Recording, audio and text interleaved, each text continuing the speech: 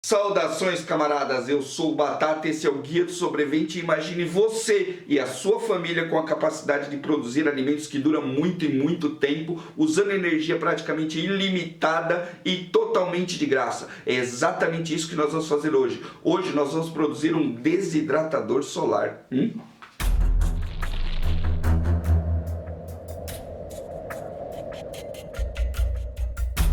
Antes de começar o nosso conteúdo, eu gostaria de pedir para você que está chegando agora para se inscrever no canal, e você que já é inscrito no canal, não esqueça de clicar no sininho para obter notificações e assim você poder conhecer todas as nossas postagens. Já faz um tempo eu publiquei lá no Bunker Food, nosso segundo canal, que você pode se inscrever aqui, uma pequena horta de laje. Isso mesmo, nós estamos exatamente no topo do bunker, onde eu costumo gravar vídeo para vocês, e aqui eu montei uma horta de 2 metros quadrados. Como vocês podem ver, a horta deu certo, está funcionando muito bem, e com isso eu comecei a precisar preservar algumas coisas. Eu quis montar aqui em cima da minha laje uma pequena fabriquinha de conservas, ou seja, uma fabriquinha de preparações para tempos difíceis. E o método que eu escolhi foi o desidratador. Por quê? Porque sol é de graça e é um combustível que eu nunca vou perder. Para isso, eu tive que construir um desidratador mais robusto, que pudesse funcionar muitas vezes e não uma ou duas vezes. Qualquer pessoa que assistir esse vídeo, que vê o tutorial, pode montar esse desidratador de caixa de papelão, de qualquer outro material. Eu escolhi montar de madeira, ok? Para você poder confiar no seu desidratador, você tem que levar em consideração várias coisas. Uma delas é as condições onde ele vai ficar. Se você reparar, aqui é um lugar que venta muito, então eu não podia fazer um negocinho leve ou de qualquer jeito que pudesse estragar ou cair com o vento. Eu tive que investir numa peça um pouco mais pesada. O meu desidratador tem capacidade de 2 kg, que é mais ou menos o que essa horta que vocês estão vendo aqui vai produzir em tempo de eu poder desidratar tudo e guardar tudo, ok? Bom, eu gravei para vocês um rápido tutorial de como produzir esse desidratador de madeira. Dá uma olhada aí.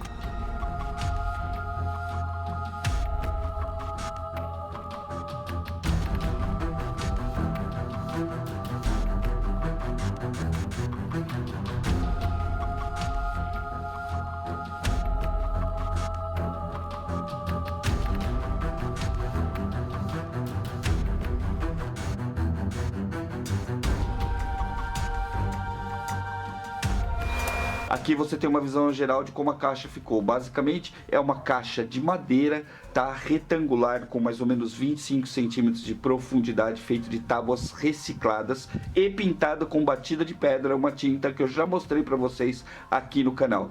A finalidade da batida de pedra é fazer com que o calor se concentre dentro da caixa, óbvio pela cor, e também proteger contra a umidade, porque eventualmente as frutas, verduras e carnes que você vai colocar aqui em cima vai pingar e você vai ter que limpar isso daqui. Então a batida de pedra vai proteger bastante quanto a isso.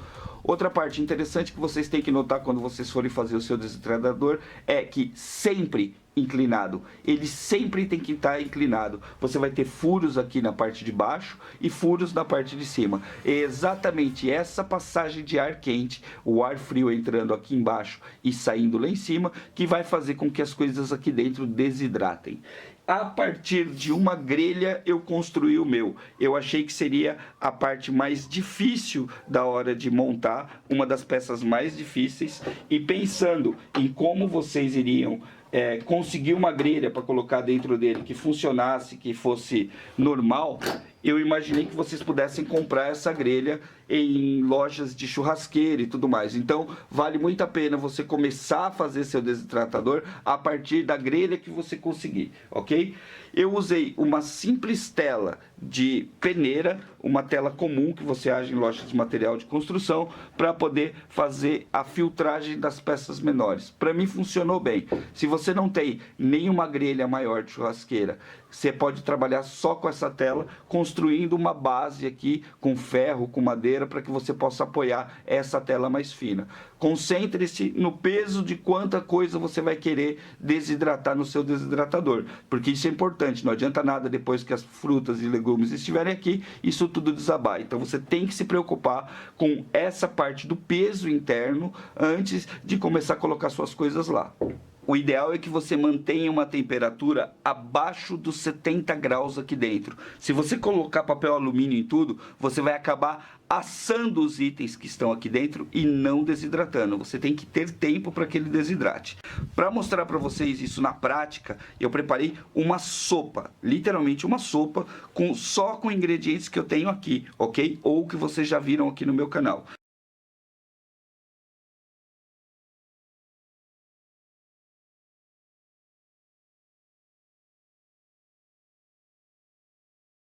Vou finalizar com 2 cebolinhas aqui, tá?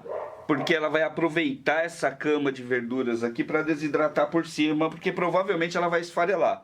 Então olha só, agora eu vou colocar o vidro, ele fica bem fixado aqui em cima, tá? A única passagem de ar que você tem é nessa parte aqui, onde o ar entra, e ali em cima, onde ele sai. Bom, vamos lá. Vamos começar a tirar isso aqui, tá? Tem algumas delas que já ficaram prontas.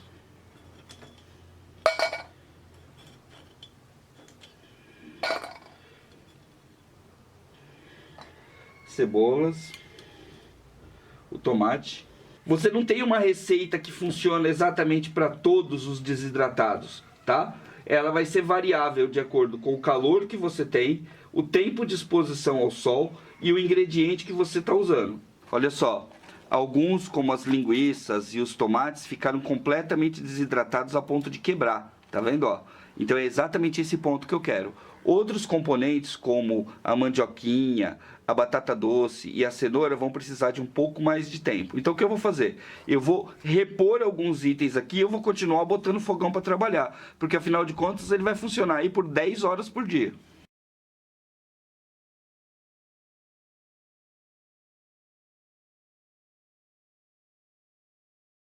Bom, vamos falar um pouco de resultados, ok? Você vai ter 2 tipos de textura que fica nisso daqui. A primeira são essas aqui, no caso das mandioquinhas, por exemplo, que elas tendem a ficar mais tenras, mais molinhas, como o caso das maçãs desidratadas, lembra muito, ok?